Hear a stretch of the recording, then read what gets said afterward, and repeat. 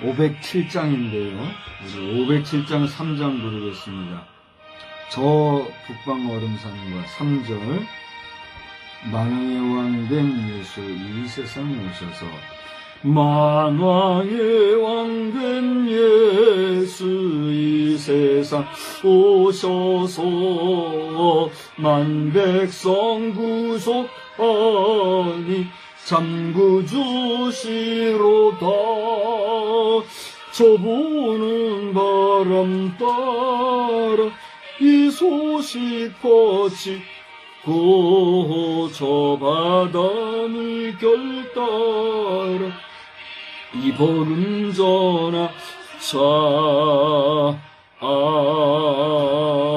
아멘. 우리 함께 신앙 고백하겠습니다. 전능하사 천지를 만드신 하나님 아버지를 내가 믿사오며 그 외아들 우리 주 예수 그리스도를 믿사오니 이는 성령으로 잉태하사 동정녀 마리아에게 나시고 본디오 빌라도에게 고난을 받으사 십자가에 못 박혀 죽으시고 장사한 지 사흘 만에 죽은 자 가운데서 다시 살아나시며 하늘 오르사 전능하신 하나님 우편에 앉아 계시다가 저리로서 산 자와 죽은 자를 심판하러 오시리라. 성령을 믿사오며 거룩한 공예와 성도가 서로 교통하는 것과 죄를 사하여 주시는 것과 몸이 다시 사는 것과 영원히 사는 것을 믿사오나이다. 아멘. 우리 조금 전에 찬송했던 507장 중에 508장 부르겠습니다. 우리가 지금은 나그네 되어도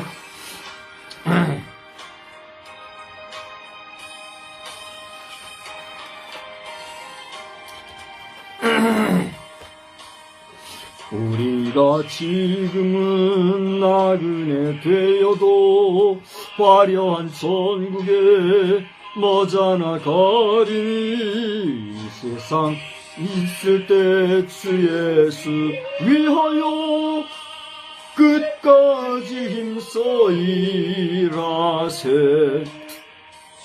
주에게 부탁하신 일 천사도 흠모하겠네. 화목해 하라신 구주의 말씀 온 세상 널리 전하세.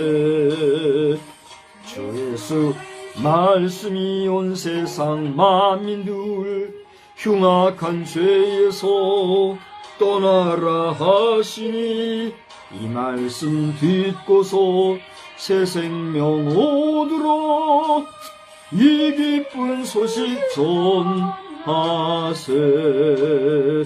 주에게 부탁하시니 천사도 흠모하겠네. 화목해 하라신 구주의 말씀을 온 세상 널리 전하세. 영생의 복락과 천국에 갈 길을 만백성 알도록 나가서 전하세. 주 예수 말씀이 이 복음 전하라 우리에게 부탁하셨네. 주에게 부탁하시니 천사를 흠모하겠네. 화목해 하라신 구주의 말씀을 온 세상 널리 전하세. 아멘. 우리 이 시간에는 다 같이 소리를 내서 합심해서 다 같이 한번 기도하겠습니다. 살아 계신 하나님 아버지, 은혜와 사랑을 참으로 감사를 드립니다. 오늘은 2024년도 새해를 맞이하였고 그 첫 수요일 저녁 예배로 주님 앞에 모이게 되었습니다. 저희들의 성부 영신 예배를 통하여서 하나님 앞에 예배로 모여 한 해를 시작을 하였거니와 이제 그 선이 되시는 예수의 저녁 시간에 저희들이 다시 한번 주님의 이름으로 모여서 이렇게 기도하며 찬양할 수 있는 예배자로 이 자리에 모이게 해주시니 감사합니다. 참으로 여러 가지 일이 많고 또 여러 가지로 수고가 많은 이러한 현실 속에서 하나님을 기억하고 하나님을 찬양하며 하나님 앞에 우리의 마음을 나누고 이렇게 예배를 통하여 더욱더 하나님을 가까이 할 수 있는 그런 믿음을 주신 것 하나님의 은혜로 각별하신 사랑인 줄 믿고 감사를 드립니다. 이 믿음과 정성이 흐트러지지 않게 도와주시고 주님 오시는 그 순간까지 우리가 주님 앞에 부르심을 받는 그날까지 우리의 이 선한 경기를 잘 강구할 수 있도록 도와주시옵시고 하나님이 보실 때에 우리들이 비록 부족하고 연약하지만 그럼에도 불구하고 하나님의 기쁨을 위해서 살아가는 사람이라 인정함을 받을 수 있는 저희들이 되어지기를 소원합니다. 하나님은 저희들이 기도하는 제목들, 마음에 간구하는 소원들, 그리고 주님 앞에서 이제 작정하거나 또 다짐하는 그런 여러 가지 기도의 내용들이 있는 것 주님 아십니다. 일일이 하시고 저희들이 다 구하기도 전에 이미 있을 것을 하시는 하나님의 은혜가 저희들에게 주님 은혜가 구하기 부족한 영역의 비결을 도와주시옵소서. 이 저녁 시간에도 말씀 안에서 은혜 받는 시간 되게 해주시기를 원하옵고 주의 이름으로 모여 예배하는 모든 주의 성도들에게도 동일한 은혜로 함께하여 주시옵소서. 경배와 찬양을 받으시기에 합당하신 우리 구주 예수님의 이름으로 기도드리옵나이다. 아멘. 우리 하나님의 말씀은 119편에서 보겠습니다. 119편 41절로 48절의 말씀입니다.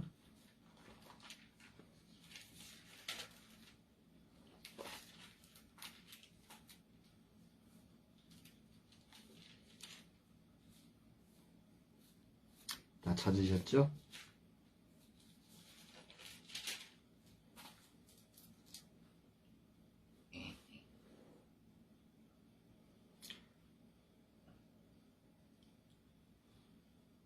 다 찾으셨으면 우리 한번 몇 절이에요? 48절까지 한 절씩 한번 교독을 하십시다. 여호와여 주의 말씀대로 주의 인자하심과 주의 구원을 내게 임하게 하소서. 그리하시면 내가 나를 비방하는 자들에게서 대답할 말이 있사오리니 내가 주의 말씀을 의지함이니이다. 진리의 말씀이 내 입에서 조금도 떠나지 말게 하소서. 내가 주의 규례를 바랐음이니이다. 내가 주의 율법을 항상 지키리이다. 영원히 지키리이다. 내가 주의 법도들을 구하여 싸우니 자유롭게 걸어갈 것이오며 또 왕들 앞에서 주의 교훈들을 말할 때에 수치를 당하지 아니하겠사오며 내가 사랑하는 주의 계명들을 스스로 즐거워하오며 또 내가 사랑하는 주의 계명들을 향하는 내 손을 들고 주의 율례들을 작은 소리로 읊조리리이다. 아멘. 하나님의 놀라우신 은혜가 오늘 이 저녁에도 우리 모두에게 임하시고 또 함께 하시는 은혜로 복 주시는 줄 믿으시기 바랍니다. 우리가 새해 들어서 새해 복 많이 받으십시오. 혹은 새해 복 많이 받으세요. 이렇게 이제 인사들을 하는데 여러분은 얼마나 많은 사람들에게 그런 인사를 받으셨는지요? 또 얼마나 많은 사람들에게 그렇게 인사를 하셨는지요? 여러분들이 새해에 들어서 많은 사람들과 함께 덕담을 하고 또 복 받으시오 하고 인사하는 그런 축복의 인사들이 땅에 떨어지지 아니하고 선한 결실로 나타나는 그런 복된 역사가 우리 결회에 충만하기를 우리 주님의 이름으로 축복합니다. 축복합니다. 그런데 우리나라 참 재미있어요. 이라도 한 번 하면은 서운한지 이제 이번 새해 맞이는 우리가 양력으로 지금 맞이한 거 아니겠습니까? 서기력으로, 양력으로 치면은 태양력이라 그러죠. 이 새해는 지금 이제 시작이 되었고, 또 새해 들어서도 3일이라고 하는 시간이 지난 거죠. 그런데 또 우리가 음력이라고 하는 그 계산법으로 쓰는 달력이 있잖아요. 그걸로 치면은 이제 또 음력 정월 초하루가 있어요. 그래서 음력으로 이제 새해를 우리가 또 맞이한다 해가지고 올해는 언제입니까? 2월 언제예요? 그러니까 2월 10일. 네? 2월 10일이 명절 당일이죠? 아닌가요? 그러니까 8일, 9일, 10일이 쉬는 날이니 그럼 9일이겠군요. 그죠? 9, 10, 예. 11, 12, 12일 날이 2월 10일이 명절이죠? 네. 2월 10일 당일이 말하자면 음력으로 새해 첫날이 되는 거죠. 예, 그때도 우리가 또 새해 복 많이 받으세요. 여기 인사하잖아요. 그러고 보면 우리가 한국 사람들은 한 달 내내 새해를 맞이하고 한 달 내내 새해 복 많이 받으세요. 인사하는 것 같아요. 좋은 것 같아요. 안 좋은 것 같아요. 뭐 다른 사람들에게 복을 받으시라고 축복해 주는 게 결코 나쁜 건 아니죠. 그죠? 근데 제가 지난번 12월 마지막 주일날 말씀을 전하면서도 말씀을 드렸습니다만 새해 복 많이 받으세요. 분명히 좋은 축복의 인사를 하는데 그런 인사를 하면서도 마음으로는 거짓으로 정말 축복하는 마음도 없으면서 그냥 입술로만 복 받으시오, 복 받으시오. 우리가 그렇게 인사해서는 되겠는가 하는 것을 다시 한번 돌아보면서 기왕에 우리가 누군가에게 복 받으세요 인사할진데 그 축복의 메시지가 허위적인 또 거짓, 위선적인 겉으로만 하는 겉인사가 아니라 정말 마음 중심을 다해서 정성을 다해서 정말 친절한 마음으로 축복해주는 온전한 축복이 넘치는 그런 역사들이 충만하기를 다시 한번 우리 주님의 이름으로 축원합니다. 저는 이번에 연말과 또 새해 들어서 뭐 그렇게 많지는 않지만 여러 사람들에게 전에 없이 부지런히 뭐 요즘은 모바일 연하장을 너나 없이 하는 그런 시대가 되었으니까 예전 같아서는 뭐 오려 붙이고 뭐 그리고 만들어 붙여가지고 보내기도 하고 그랬잖아요. 그러다가 또 우체국 전문 연하장을 이용하기도 하고 말이죠. 근데 지금에 와가지고는 간단하게 모바일로 이렇게 하는 그런 또 시대가 됐어요. 그래서 거기에 따라서 한다 이런 개념은 아니지만 저도 이번에 그렇게 한번 해봤지요. 아유 편하더라고요. 근데 중요한 거는 그것을 보낼 때에 우리는 그 짧은 연하장이지만은 거기에 우리의 마음을 쏟는 거 아니겠습니까? 우리의 정성을 쏟고 상대방에 대한 참으로 그 축복하는 그런 마음을 쏟는 건데 그것이 얼마나 받아들여지고 또 나를 축복하는 사람에 대해서 나는 얼마나 그 축복을 받아들이고 있는가 한번 돌아볼 필요가 있겠더라고요. 그래서 여러분이 이 새해를 맞이해서 축복하고 또 축복을 받는 그 모든 일들이 덧없는 인사가 아니라 여러분의 일생에서 정말 복된 삶으로 연결되어지는 축복받는 그런 시간들이 넘치기를 또 한 번 주의 이름으로 축원합니다. 근데 우리가 기억해야 될 것은 그 복의 근원이 어디서 나오는가. 올해가 용띠라면서요. 용띠라서 우리 믿는 사람들도 용 그림 그려진 연화창에다가 새해 복 많이 받으시 용의 기운을 받아가지고 그냥 너무나 가슴이 아프더라고요.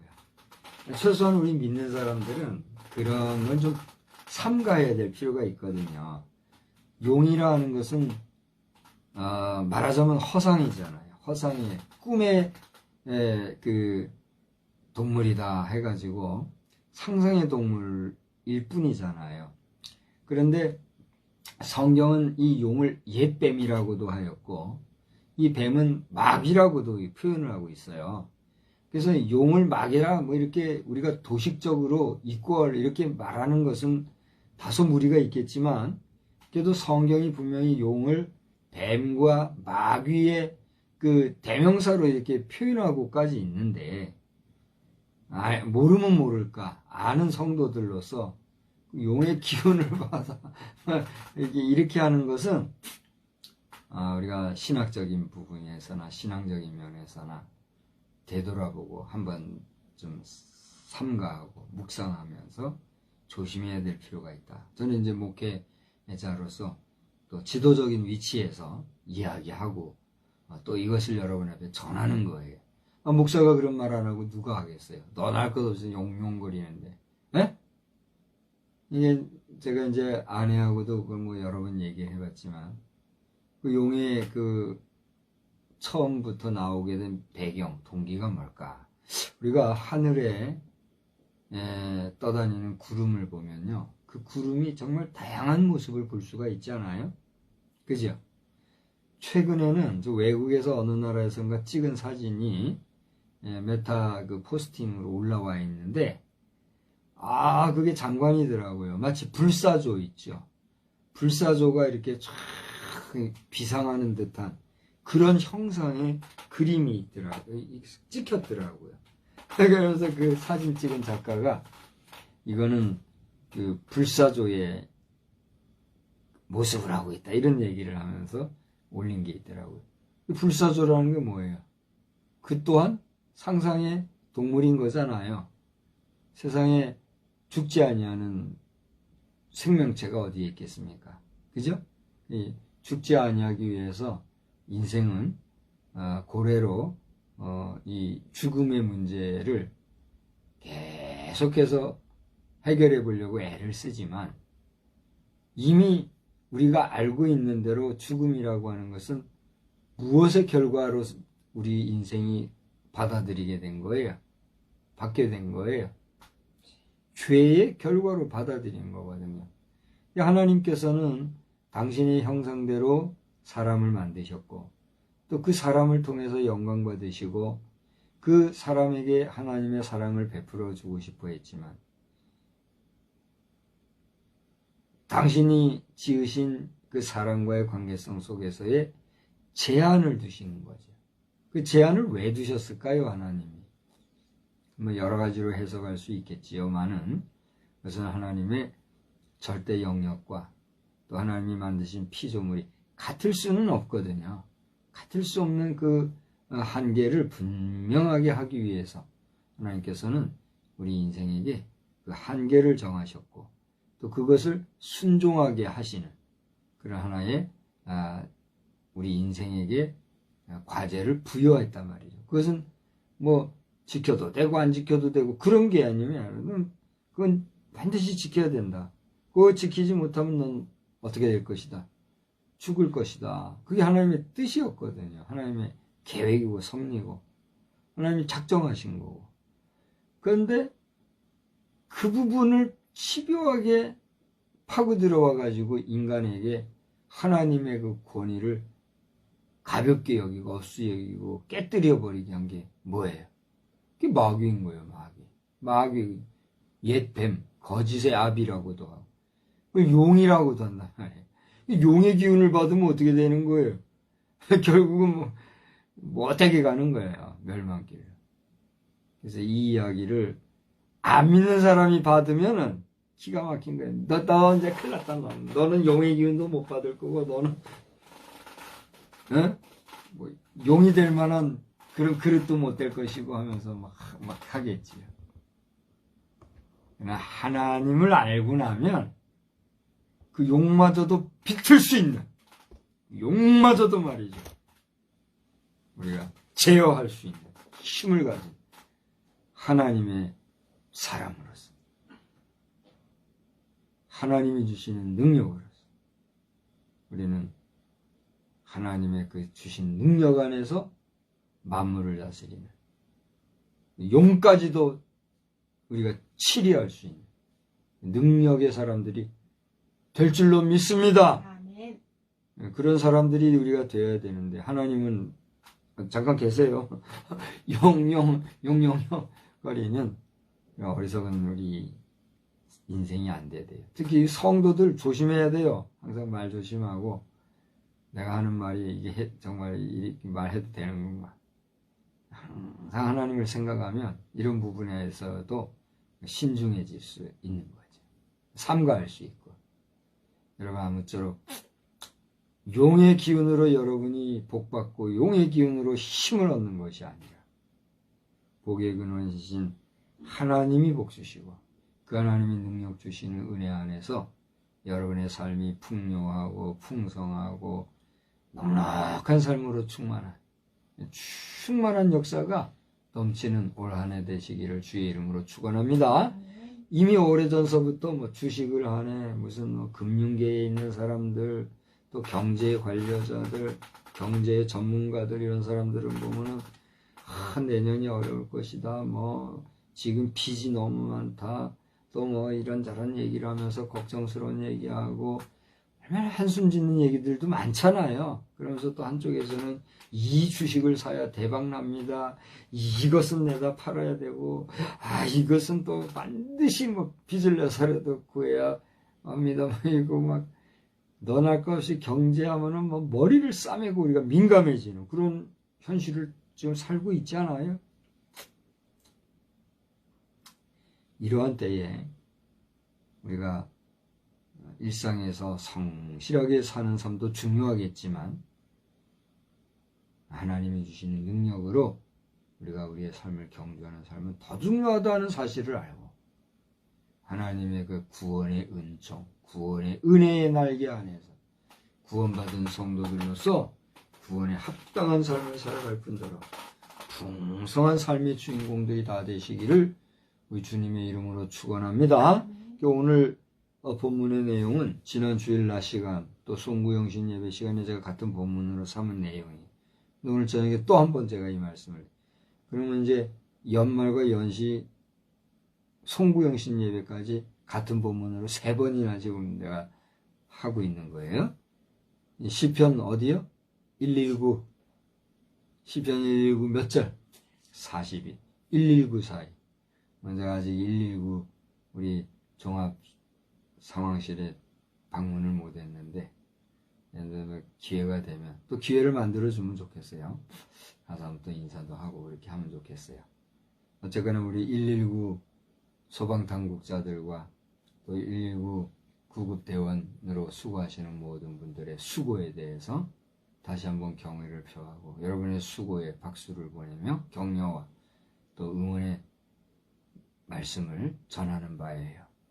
또 나아가 우리 국민이나 모든 성도들은 수고하는 119 우리 대원들이 최선을 다할 뿐더러 안전한 가운데 능력 있는 활동을 잘 할 수 있기를 우리 함께 기도하고 응원할 수 있게 되기를 또한 주의 이름으로 부탁을 드립니다.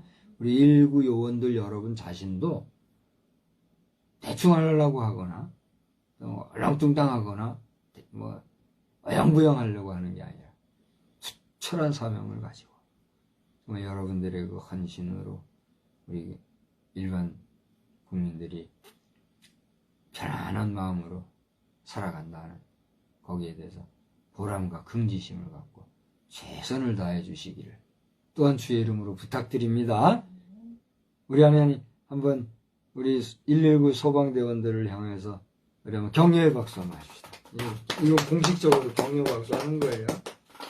요즘 여기저기에서 이제 시무식도 하고 새해 인사회도 하고 이렇게 많은 분들이 하는데 그런 모임 자리들마다 얼마나 그죠? 제가 알기로는 이게 이제 정식 사인으로 이게 결제가 되고 하면은 뭐 우리 그 인원이 몇 명 이상 모이는 집회가 형성되는 자리에는 이 경찰 공무원들이나 이 소방대원들이 주목하고 있는 걸로 나는 알고 있어요.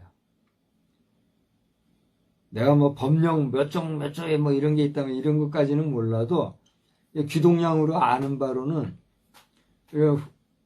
회중이 모이잖아요. 우리 결혼식을 해도 모르긴 해도 그걸 다 상황실은 파악을 하고 있다고요. 지역사회에 오늘은 이 결혼식장 뭐 몇 개 없잖아요. 결혼식장에 몇 명이 정도 모인다. 그 당시 상황이 어떻다. 장례식장도 아마 그렇게 될 거예요. 장례식장도 못 와도 몇십 명, 많으면 몇백 명 이렇게 모이는 장소가 되니까 상황실에서는 파악을 하고 있는 걸로 나는 그렇게 알고 있어요. 제가 잘못 알고 있다고 하면 누가 나한테 엉뚱한 정보를 흘려준 것밖에 안 되는 거예요. 근데 그게 정확한 정보라면 이 시간에도 우리 구급대원들은 계속해서 긴장 상태로 그래서 이 사람들은 늘 비상근무자잖아요. 그죠? 그런 걸 알고 함께 위로해야 될 것 같고 그래서 그 119 시편 119 오늘 제가 광고 엄청 하네요. 시편 119편 그 119편 중에서도 119와 사이좋게 지내는 우리 모든 일반인들이 되어야 되겠다. 이게 한번 간단히 다시 한번 얘기하면서 이 41절 42절에 보면 우리 구원받은 성도라 할지라도 늘 주님 앞에 의지하는 마음 또 이 시편 기자가 얘기한 것처럼 주의 구원을 내게 임하게 하소서 주의 인자하심과 주의 구원을 내게 임하게 하소서 이런 기도는 우리에게 늘 있어야 되겠다는 거예요. 아멘? 우리가 구원받은 성도이지만 그 구원함을 받은 것은 하나님의 정말 전권적인 은혜와 자비하심과 그 인자하심의 무궁하심으로 인하여 받은 은혜, 은총 아니겠습니까? 그런 하나님의 인자하심과 구원하심의 은혜가 늘 우리와 함께 있어서 마지막 우리의 육신의 장막을 벗을 그 순간까지 유지가 되어야 되지. 그것이 흐지부지되고 흐려지고 퇴색되어지고 변질되어지고 가치 하락되어지고 그래서 결국은 잊어버리고 잃어버리고 그렇게 된다고 하면 하나님이 주신 구원의 은혜가 우리 인생에게 유익이 있어요 없어요? 유익이 없는 거예요. 이미 우리가 구원의 가치와 그 중요성에 대해서는 여러분에게 말씀을 드렸고 히브리서 2장 3절에 말씀하신 말씀을 또 여러분 앞에 알려드렸으니까 여러분이 이제 넉넉히 이해하실 줄 알고 오늘은 이제 지난번 송구영신 예배 시간에도 말씀을 드렸지만 주의 말씀대로 주의 구원 주의 인자하심이 내게 임하옵소서 이렇게 소원하는 시편 기자는 그 주의 말씀이라고 하는 내용을 오늘 성경을 보니까 다른 말로 뭐라고 했나요? 규례다, 율법이다. 제가 한번 보세요. 43절에 규례가 나오죠? 44절에 뭐요? 율법이다. 45절에 법도다. 46절에 교훈이다. 47절에 계명이다. 48절에 율례다 하는 표현으로 지금 표현하고 있다. 이미 말씀을 드려서 여러분 다 아시죠? 그런데 그 이제 각각을 한번 보자고요. 시편 기자는 이 규례에 대해서는 뭐라고 표현하고 있어요? 내가 주의 규례를 어떻게 해요? 바랐습니다. 여러분 바라는 소원, 여러분이 바라는 선물, 여러분이 바라는 기대, 여러분이 바라는 소망 등등등 여러분이 바라는 것은 무엇이 있습니까? 근데 오늘 시편 기자는 주의 규례를 내가 바라고 주님 앞에 기다리고 있습니다. 이런 얘기를 했어요. 규례라는 게 뭐예요? 우리로 하여금 어떤 일을 행할 수 있는 하나의 질서 있고 조직적이고 체계가 있는 계통적이고 모든 것이 규격이 있는 그러니까 어떻게 보면은 우리가 좀 아까 물건을 구해가지고 처음 보는 물건을 만났을 때 그 물건을 그냥 우리가 대충 조립해서 쓸 수도 있지만 그걸 보다 더 정확하게 쓰기 위해서는 동봉된 페이퍼가 하나 있어요. 그게 뭐예요? 그렇죠. 사용설명서라는 게 있어요. 그죠? 우리가 그냥 할 수도 있지만 사용설명서를 꼼꼼히 읽다 보면 미처 생각지 못했거나 알지 못했는 부분도 알 수가 있어요. 그러니까 그 사용설명서를 보고 그대로 조립을 한다든가 또 그 사용할 때에 조심할 사항을 기억한다든가 또 그것을 가장 효과적으로 쓸 수 있는 그런 내용을 우리가 숙지할 수 있는 것처럼 규례라는 게 뭐예요? 하나님의 같은 말씀이라도 우리가 그렇게 하나하나 잘 이해하고 깨닫고 알 수 있는 그런 종류의 내용, 그걸 하나님의 말씀, 하나님의 규례 이렇게 표현하고 있으면서 그렇게 내가 이해할 수 있고 잘 받아들일 수 있고 또 삶에서 적용할 수 있는 체계적인 그런 하나님의 말씀들을 내가 바라고 있습니다. 이런 의미다 이거예요. 아멘. 그러니까 여러분 하나님의 말씀을 같은 말씀이지만 여러분이 이렇게 규례의 말씀으로 하나하나 잘 이해할 수 있는, 우리가 몰라서 말씀을 못 지키는 수도 있잖아요. 근데 잘 알고 지켜나 경우에 그 시기에 그때에 맞는 합당한 말씀이 나에게 딱딱딱 주어진다면 행복할까요? 안 행복할까요? 행복하겠죠. 제가 어느 블로그를 보니까 어떤 사람이 그게 간증이죠. 간증 삼아 그런 내용을 쓴 게 있더라고요. 자세한 내용은 제가 다 옮기지 못하지만 자신이 어떤 일을 하는데 그 일에 대해서 하나님의 말씀을 기다리고 그 하나님의 말씀 안에서 평안하게 어떤 일을 하고 싶은데 그게 임하지 않았대요. 그래서 뭘 하긴 하게 되는데 뭔가 마음이 불편하고 그러더래요. 그래서 그 자신이 하나님 앞에 기도했대요. 하나님, 내가 이 일을 해야 되겠는데 하나님의 말씀에 어떤 것에 근거해서 내가 이것을 하면 좋겠습니까? 이런 기도를 이제 무언으로 속으로 했겠지요. 그랬는데 상황이 돌아가기를 여러 해가지고 그 홍해 사건이 있잖아요. 그 홍해 사건의 상황이라든가 그 당시에 어떤 그 기적의 역사들, 여기에 해당하는 말씀이 딱 오더래요. 그래 이제 그 말씀을 붙잡고 나름 어떤 힘을 내고 그걸 하나의 어떤 방편을 삼아서 자신감 있게 일을 했더래요. 그랬는데 집에 와 보니까 아이들이 뭐 그림을 그리고 있는데 그 그림이 당신이 그 하나님이 주신 말씀인가 생각을 하고, 그러니까 믿음 반 불신 반, 이게 하나님의 응답인가 아닌가 뭐 그런 때 있잖아요. 반신반의. 그런 상태에서 확신은 가지지 못했지만 나름 그것을 붙잡고 활동했을 때 집에 왔는 자녀들이 그 내용을 그림으로 그리고 있더래요. 그래서 깜짝 놀라서 이게 어쩐 일이냐 대화를 하던 가운데 그 아이도 나도 왜 그걸 그랬는지 모르겠어요 라고 하면서 그걸 그리고 있었다 그래요. 그러면서 그 자신이 내 자녀를 통해서까지 하나님이 나에게 주신 약속의 말씀, 또 규례의 말, 오늘 표현된 대로 규례의 말씀을 이렇게 자녀들을 통해서 구체적으로 표현해 주시고 있구나 라는 걸 깨닫고 깜짝 놀랐다라고 하는 내용을 블로그에 아주 장황하게 썼어요. 그런 내용이 있더라고요. 하나의 사례로 이야기를 했지만 규례라는 것은 방금 말씀드린 대로 똑같은 하나님의 말씀이지만 그 말씀을 일목요연하게 정리한 말씀과 같이 이해할 수 있는 그런 말씀, 그 정도로 여러분이 이해하면 된다. 하나님의 규례를 시편 기자는 어떻게 했다고요? 바랐다. 그러니까 막연하게 하나님의 말씀이 아니라 구체적인 하나님의 말씀을 내가 사모하는 마음이 여기 있었다. 여러분, 하나님의 말씀을 이처럼 시편 기자와 같이 사모할 줄 알고 바라는, 똑같은 하나님의 말씀이라도 보다 정확하게 나에게 주시는 그런 규례의 말씀을 바라는 그런 사모함이 여러분에게 있기를 주의 이름으로 축원합니다. 두 번째로는 뭐예요? 율법을 항상 지키리. 율법이라는 건 뭐예요? 우리가 같은 법이라도 율법이라고 하는 것은 아주 그 법정적인 걸 얘기해요. 그것은 공직한, 우리가 공직기강, 공직사회, 또 공직수행, 공무원 뭐 이런 말이 있잖아요. 그건 뭘 말하는 거예요? 우리가 일반 민간에 지키는 그 관습과 같이, 습관과 같이, 뭐 법은 아니지만 법칙과 같이 어떤 그걸 뭐라 그러죠?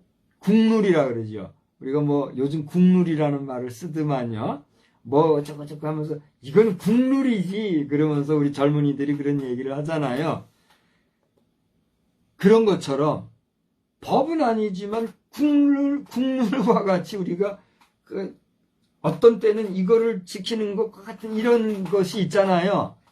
그거와는 무관하고 그거와는 별개로 이 율법이라고 하는 것은 뭐예요? 우리가 헌법이니 또 뭐요 조례법이니 규칙이니 하면서 공법이 있잖아요. 그러니까 사법도 있고 공법이 있는데 공법이라고 하는 것은 성문법화 해가지고까지 모든 사람들이 공동적으로 공공적으로 지켜야 될 법이 뭐예요? 공법이잖아요. 그런 공법과 같은 그런 어떤 가치나 또 의미가 있는 하나님의 말씀. 그게 이게 율법이라는 거예요. 율법이라는 말은 여러분들이 신학적인 용어나 뭐 상식적인 면에서의 여러 가지 이야기를 충분히 찾아볼 수가 있어요. 근데 그런 율법에 대한 사전적인 정의를 지금 제가 해설을 하려고는 안 해요. 율법이라는 게 뭐냐? 바로 그와 같이 우리가 공직사회, 공직문화, 뭐 공직자 하듯이 공공적으로 지켜야 될, 응당 지켜야 될 법. 그게 율법이라는 거예요. 하나님의 말씀은 지켜도 되고 안 지켜도 되고가 아니라 반드시 지켜야 될 말씀. 그게 율법의 말씀이다. 이거. 그래서 오늘 시편 기자는 내가 주의 율법을 어떻게 해요? 항상 지키리다. 언제까지 지켜요? 영원히 지키리다. 그렇게 얘기한 거예요. 이게 그냥 쓰여진 게 아니에요. 지금 보세요. 하나님의 진리의 말씀, 하나님의 말씀, 그죠? 주의 말씀. 이게 똑같이 규례, 율법, 법도, 교훈, 계명, 율례 다 같은 말씀이다 이거예요. 그죠? 그런데 이렇게 하나하나 따져보면 그런 의미가 다 담겨있다. 그런데 오늘 시편 기자는 율법을 항상 지키겠다 그래요. 제가 오늘 아까 운전하고 오면서도 그 윤석열 대통령께서 그 카톡으로 당신이라고 하면서 보내왔어요. 윤석열 대통령께서 오늘 이 영상을 보시면 카톡 저에게 보내셨는데 그분이 대통령 본인이신지 아닌지 나에게 그때 뭐 영상으로 보내왔거든요. 영상을 잠깐 이렇게 보내주고 그냥 긴지 아닌지 간으로 치면은 그냥 음식으로 치면은 간만 보게 해주고 말이에요. 그런 게 어디 있습니까? 대통령 정도면 말이죠. 딱 강력. 아이 내가 윤석열 대통령이요. 나보다 선배뻘 되니까 내가 윤석열 대통령이 반말해도 돼요. 내가 허락할게요. 그러면서 해야지. 찔끔 이래가지고 그러면 내가 윤석열 대통령이시구나. 내가 그게 믿을 수가 있느냐 말이에요. 그래요 안 그래요? 물론 믿고 이게 사실이면 나는 대박 난 거죠.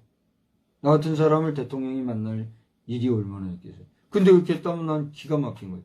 근데 난 여전히 못 믿고 있거든요. 그럼 믿을 수 있는 확신을 주고 해야지. 이게 오늘 이 영상을 혹시라도 대통령께서 보신다면 카톡에다 대고 당신 설교 오늘 잘 봤습니다. 근데 그게 설교요, 강론이요. 그래 하셔도 좋아요. 이게 본인 여부를 확실하게 하시란 말이에요. 근데 제가 왜 이런 얘기를 하냐면 율법 얘기하다 이렇게 얘기했는데 윤석열 대통령께서 당선되고 나선가 되기 직전인가 그런 얘기를 했어요. 제가 어디서 봤어요. 그 스크랩을 못 해놓은 게 내가 아쉬워요. 당신이 이제 약속을 했다고 하는 그게 뭐냐면 지금 우리 저 30km 다니는 거 있잖아요. 30km 규정속도 제한해 놓은 거.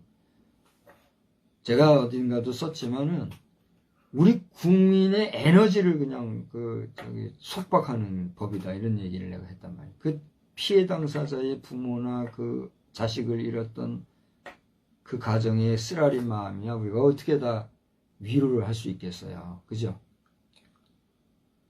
그럼에도 불구하고 이걸 하나를 가지고 수많은 우리 국민들의 그 활기와 활력소를 갖다가 확 그냥 꺾어버린 이런 법제 정도면 마음대로 그렇게 말이에요. 하루아침에. 이 윤석열 대통령께서도 그걸 부당하다고 여기셨던 것 같아요. 그래서 내가 대통령이 되고 나선가 되고 나면 이랬고 했던 것 같더니 요거 상향 조정하겠다 했거든요. 근데 그게 지금 조정이 된지 안 된지 저는 아직도 안 돌아왔어요. 그래서 계속 30km 하면 쫄쫄쫄 이러고 있잖아요. 이 영상 보고 윤석열 대통령 본인이시면 그거 빨리 해서 제 귀에까지 그게 좀 돌아오게 해달란 말이에요. 그건 저만의 얘기가 아니에요. 운전하는 많은 사람들이 지금 현장에서 지금 지금 국가적으로 빚 많다고 빚이 넘친다고 뭐 걱정들 한다면서요. 거시경제 면에서는 우리나라가 지금 괜찮대요.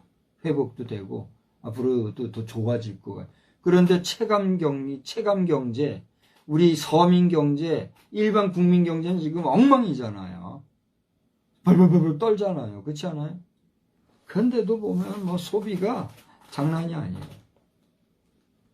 이제 난 다 얘기하면은 찌질이밖에 안 되니까 더 말할 수는 없고, 어쨌거나 우리 국민 여러분 좀 아끼고 삼가하고 조심해서 쓸 때는 조심해야 되고, 또 쓸 때는 막 쓰더라도 그러면서 빚도 줘야지.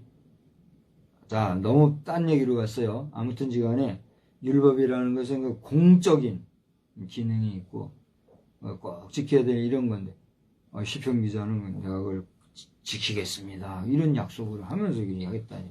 하나님의 말씀은 반드시 지켜야 될 필요가 있다. 이걸 우리 깨닫게 해주시는 거란 말이에요. 그 다음에 뭐예요? 45절에 내가 주의 법도를 구하였으니, 법도라는 건 뭐예요? 법에도 뭐가 있다는 얘기예요? 도가 있다는 거예요. 도리가 있다는 거예요. 법도를 모르는 사람들. 그게 정치판에 들어오면 이게 개판이 되는 거예요. 정치라는 건 뭐예요? 정치가 뭐예요? 한마디로 얘기를 해봐요. 정치가 뭐예요?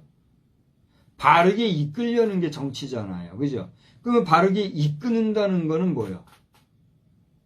그 이끌매에 있어서 그야말로 정도를 걸어야 되잖아요. 그런데 지금 우리나라의 정치라고 하는 정치는 뭐예요? 벌써 한자적인 표현이 권세정치예요. 정자라고 하는 그 자체가 칼도자가 들어가 있는 거잖아요.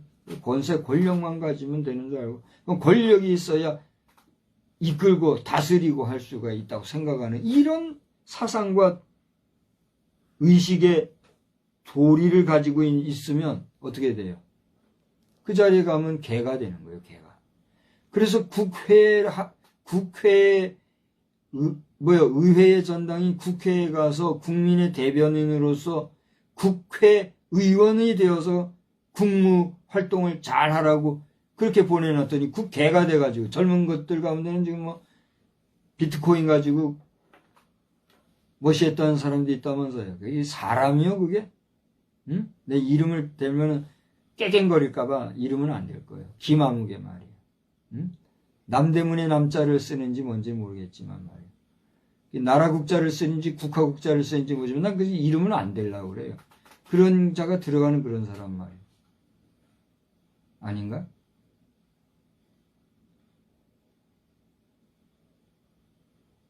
대놓고 이름 대고 국회의원이라고 하면 얼마나 더 괴롭겠어요. 그러니까 그렇게까지는 안 하지만 말이에요. 국회의원이 뭐예요? 국회의원이. 오죽하면은 국민들이 국회라고 그런 소리를 하느냐 말이에요. 국회의원은 얼마나 그 존귀한 직분입니까? 그렇지 않아요? 그러니까 그 수많은 돈과 수많은 지원을 해주고 말이에요. 법적으로도 풀려줄 만한 그런 것도 있는데, 이제 다 헛일이요, 이제 바로 잡혀야지. 국회의원은 잘못했으면 국회의원도 잡아들여야지. 뭐 국회의원 없다고 나라가 안 돌아가요? 안 그래요? 갖다 대고 지들 마음대로 법도 말이야. 법 만들으라고 입법부에 갖다 댔더니 지들끼리 쏙닥쏙닥 하는 법 만들고. 그러니까 개소리 듣는 거 아니냐 말이야. 도리를 모르는 것들 말이야. 에? 내가 주의 법도를 구하였사니. 하나님의 말씀에도 도리가 있다는 걸 알았던 시편 기자는 하나님의 말씀에 그 법도를 구했습니다. 하나님의 말씀에도 있는 그 도리가 무엇인지 그걸 제가 구한다는 건 뭐예요? 찾는다는 거잖아요. 바라고 우러르고 연구하고 그런 게 구하는 거 아니에요? 하나님의 말씀을, 하나님 이런 상황에서는 어떤 말씀을 적용해야 되며 이런 상황에서는 어떤 말씀으로 말해야 되며 이런 경우에는 어떤 말씀이 합당할까요? 그런 것까지를 포함해서 같은 하나님의 말씀이라도 이런 걸 깨달을 수 있잖아요. 그죠? 그래서 오늘 제가 여러분이 볼 땐 저게 설교요 뭐요 뭐 할지는 모르겠으나 하나님께 내 심령을 맡기면서 주시는 걸 감동받는 대로 내가 전하는 입장에서 볼 때 하나님의 말씀에는 도가 있는 그 법도가 있는 그럼 같이 존중해야 될 것이로구나. 하나님의 말씀이 그런 걸 깨닫게 해주신다 이거예요. 주의 법도를 구하여 싸우니. 그런 법도를 가지고 있는 그런 사람이 비로소 어떻게 할 수 있어요? 자유롭게 살아갈 수 있는. 그 다음에 자유롭게 걸어갈 것입니다. 자유라는 거 이것만 하나 가지고도 우리는 얼마나 많은 할 얘기가 있습니까? 그래요 안 그래요? 자, 우리 다 같이 해보자. 대한민국은 뭐예요 그 다음에? 자유민주공화국이다. 그게 우리나라 헌법에 명시되어 있는 거 아닙니까? 그런데 못된 사람들은 자유자를 빼고 대한민국 별소리를 다 했다면서요. 대망민국 만들려는 나쁜 사람들 말이에요. 대한민국 망하게 만들려고, 대망민국 지향하려고 자유자 빼야고 말이에요. 그 소리는. 하여튼 나쁜, 제가 사법권이 있고 아니할 말로 왕권이라도 있었으면 벌써 여러 사람, 그러니까 하나님께서 야 너는 그런 거니까 너는 법 정치하지 마 그랬는지도 모르는 거예요. 돌아보면 참 감사한 거예요. 감사한 거예요.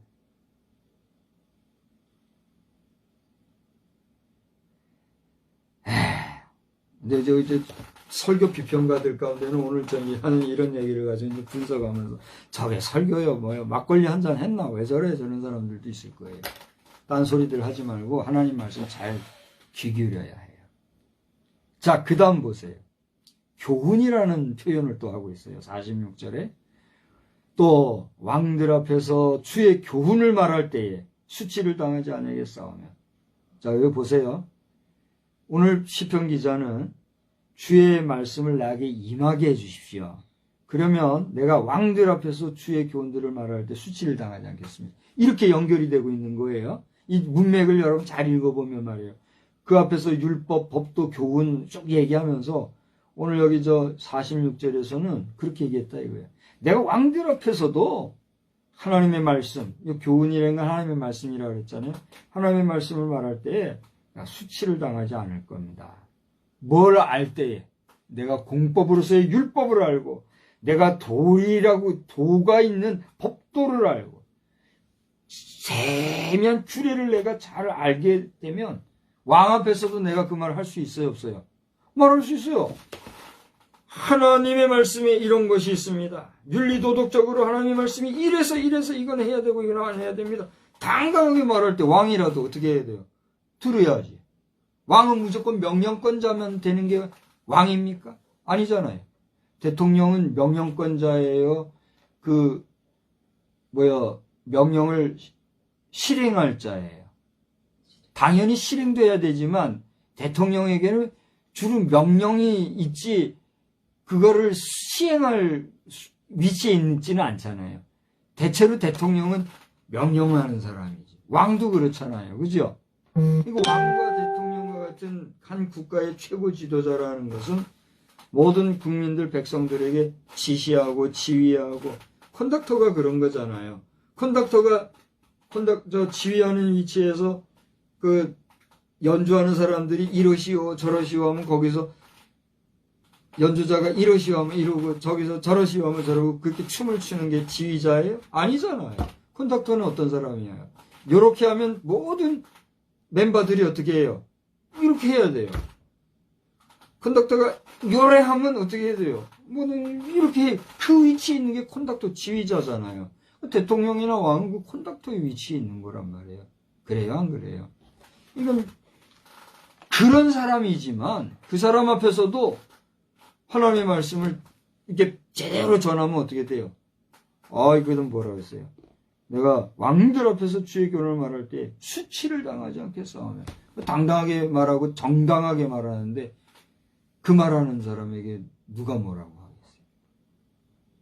그러려고 하면은 왕보다도 대통령보다도 모든 부분에서 어떻게 해야 돼요? 사실 더 결격이 없고 성결하고 뛰어나야 되겠죠. 말씀하신 대로. 그렇게 되지 않으면 그런 자리 갈 수가 없는 거예요. 이제 그러면 목사님이 그런 사람입니까? 목사님이 나는 그런 자리에 없으니까 지금 교회도 하나 없이 이러고 있는 거예요. 부끄러운 걸 알고 큰 소리들 칠 수는 없지만 그래도 오늘 이 시간에 그래도 작은 믿음이지만 하나님을 믿는 작은 믿음이 있으니 그 하나님을 의지하는 심령으로 얘기하는 거예요.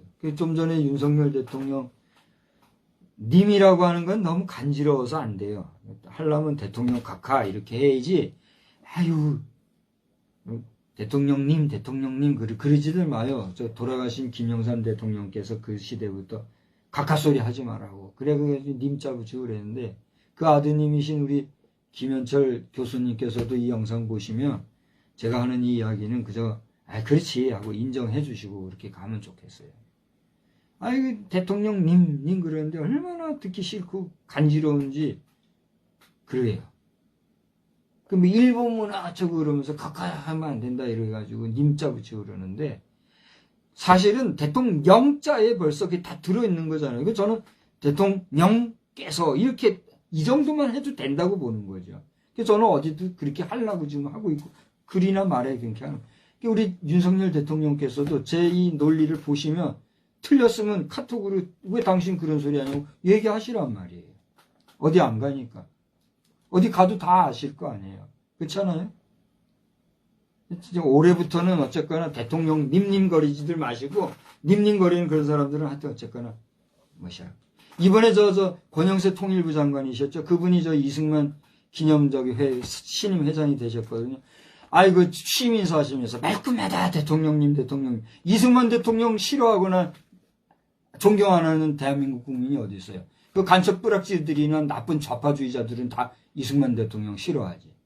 근데 정상적인 대한민국 국민치고 이승만 대통령 무시하거나 싫어하거나 안 존중하는 사람이 어디 있어요. 그렇잖아요. 다 안단 말이에요. 근데 말끔하다 대통령님 그러니까 아주 막 그래. 권영세 신임 이승만 대통령 기념사업회장님께 그거는 회장님 해도 그것도 사실은 회장 해도 되죠. 결례가 된 줄 알지만 오죽하면 이런 소리 하겠습니까? 이치를 놓고 생각을 해보시라고 얘기하는 거예요. 또 너무 다른 얘기를 했습니다만 돌아보면 우리 사회가 옛날보다 더 좋아져야 되는데 어떻게 옛날보다 점점 더 못해지는지 모르겠어요. 먹고 사는 거, 입고 사는 거, 자동차 문화며 건축 문화며 살기는 문명적으로는 또 좋아진 것 같은데 제가 볼 때는 우리 초등학교 시절 때보다도 더 못해진 것 같아요. 사회가. 윤리나 도덕이나 질서나 정서적인 면이나 남녀지간이나 상하간이나 동료지간이나 제 어릴 때보다도 더 못하게 지금 살아가는 것 같아요. 뭔가 지금 잘 가는 것 같고 발전한 거는 같은데 보면은 더 못한 것 같아요. 그래서 그런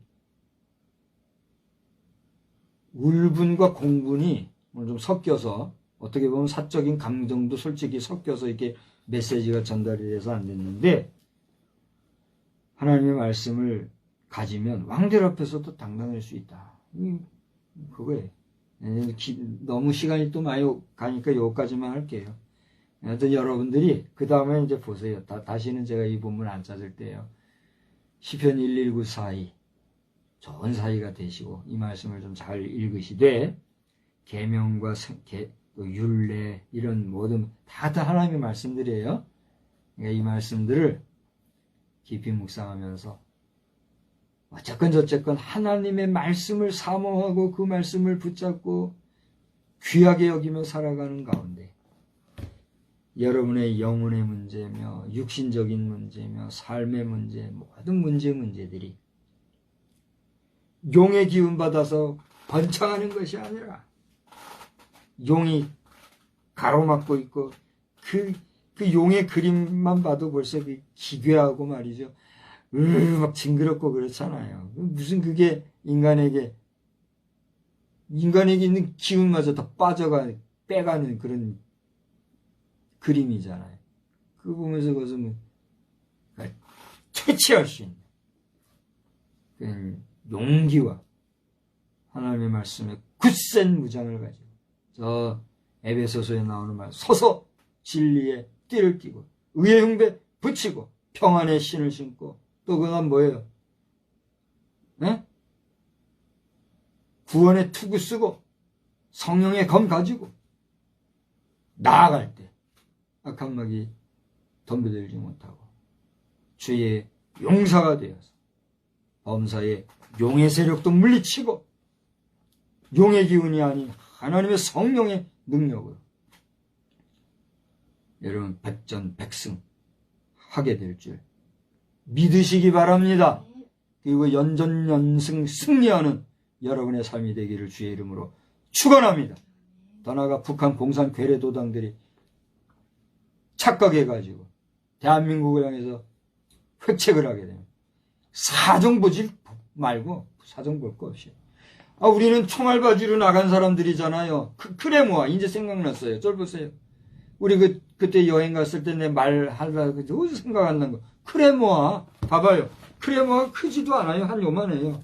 여기다 다리 이렇게 세워가지고 저 전기 힘으로 빵 하면은 그 차량이라고 그래요. 쇠사슬 그게 팍 분사해가지고 비산이라고 그래요. 비산해가지고 그냥 침투하는 적도 하는 거고 그거 들고 나와가지고 설치해놓고 근무한 적도 있다니까. 그 후폭풍에 잘못하면은 발사한 우리 발사자들도 다칠 수 있으니까 조심해야 돼. 그 크레모아.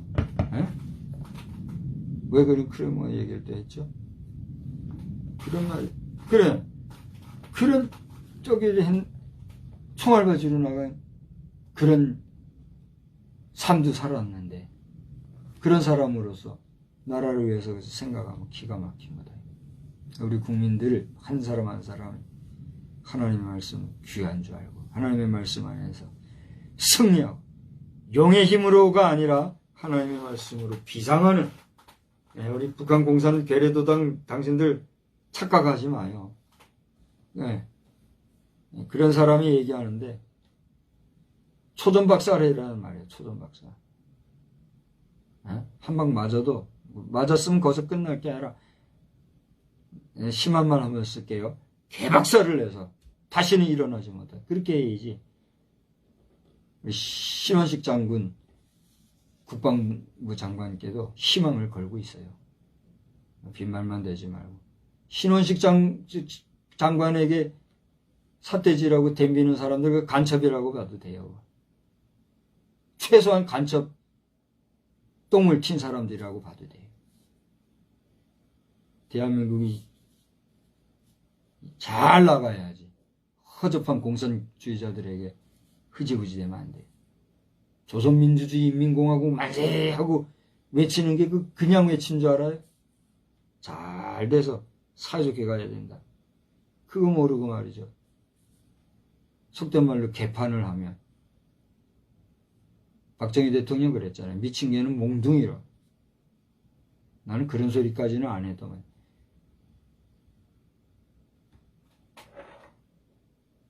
올해는 완전 통일이 이루어질지 모르겠어요. 덤볐다가는 무력으로 이제 통일이 되는 거지. 그런 통일을 바라는 사람은 없잖아요. 깨끗하게 당신들 손들고 허접한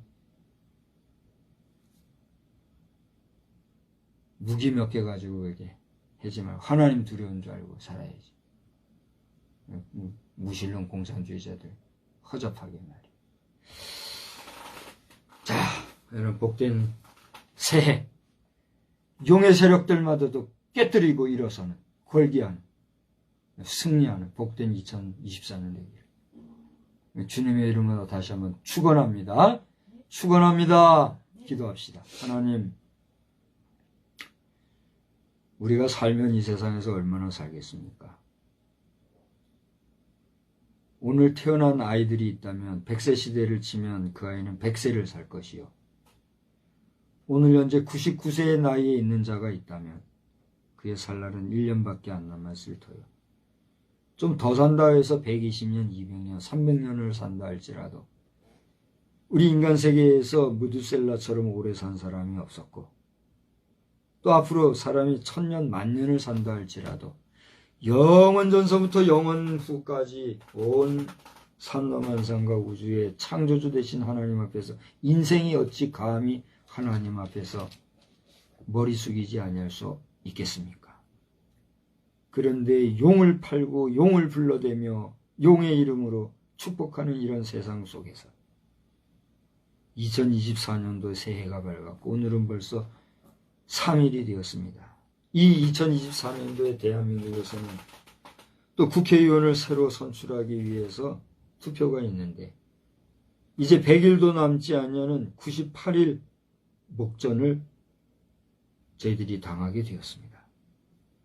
이러한 대한민국을 향하여 하나님을 알지도 못하고 안다 해도 지들 마음대로 하나님을 도용해서 악한 사단 마귀의 괴수 노릇하라는 북한 공산 괴뢰 도당들 착각하지 말게 하여 주시고 하여튼 덤볐다가는 올해 끝장내는 그런 날이 되게 해주시되 우리 대통령을 비롯하여 여러 장관들과 차관들 또 여러 국회의원들과 일선 공무원들, 일선 경찰 또 특수요원들까지 일일이 주님이 지켜주시어서 용용거리면서 용의 힘을 빌 것이 아니라 하나님 두려운 줄 알면서 하나님의 능력을 의지하면서 우리 인간의 수단과 방법과 기술과 또 무기체계와 경제의 힘을 의지할 것이 아니라 하나님의 도우심과 하나님의 절대적인 주권에 의지하는 가운데 이 대한민국이 온전히 나아가는 그런 나라가 되도록 주님 지켜주시옵소서. 오늘도 산에서 들에서 강에서 바다에서 굴에서 알게 모르게 나라와 민족을 위해서 기도하는 수많은 기도의 용사들이 있는 줄 압니다. 저들의 부르짖는 기도의 소리를 주님이 들으시고 그 기도로 말미암아 이 대한민국이 여전히 유지된다는 사실에 대하여 하나님이 밝히 보여주시되 지금도 나라를 위해서 기도하는 심령들마다 복 주시고 나라 귀한 줄 알고 나라를 위해서 염려하는 심령들마다 하나님이 위로해 주시며 온 국민 한 사람이라도 더 많이 주 앞에 나와 구원함을 받는 오늘 시편 기자가 구원받은 하나님의 백성이면서도 하나님의 인자하심과 구원을 기다립니다. 사모합니다. 의지합니다. 고백하였던 것처럼 우리 모든 구원받은 성도들을 포함하여 수많은 국민이 하나님의 구원을 바라고 의지하는 이 나라 이 백성 되게 하여 주시옵소서. 이 밤에도 우리에게 단잠 주시기를 원하옵고 예수님의 귀하신 이름으로 기도드리옵나이다. 아멘. 우리 새해 복 많이 받으십시오 인사하는데 복의 근원이 어디서 오나 우리 28장 찬송하면서 찬송하시고 주님 가르쳐 주신 기도로 오늘 예배를 마치겠습니다. 28장입니다.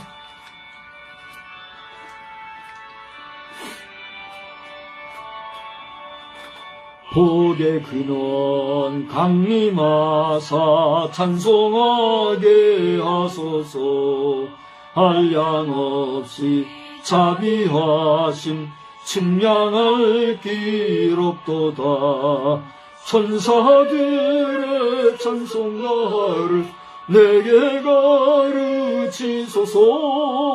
구속하신 그 사랑을 항상 찬송합니다. 주의 크신 도움받아 이때까지 왔으니 이와 같이 천국에도 이르기를 바라네. 하나님의 품을 떠나 죄에 빠진 우리를 예수 구원하시려고 보혈 흘려주셨네. 주의 귀한 은혜 받고 일생 빚진 자 되네. 주의 은혜 사슬되사 나를 주께 매소서. 우리 마음은 연약하여 범죄하기 쉬우니 하나님이 받으시고 천국인을 지소서. 아멘. 하늘에 계신 우리 아버지여, 이름이 거룩히 여김을 받으시오며 나라의 임하옵시며 뜻이 하늘에서 이루어진 것 같이 땅에서도 이루어지이다. 오늘날 우리에게 일용할 양식을 줍시고 우리가 우리에게 죄 지은 자를 사하여 준 것 같이 우리 죄를 사하여 주옵시고 우리를 시험에 들지 마옵시고 다만 악에서 구하옵소서. 되게 나라와 권세와 영광이 아버지께 영원히 있사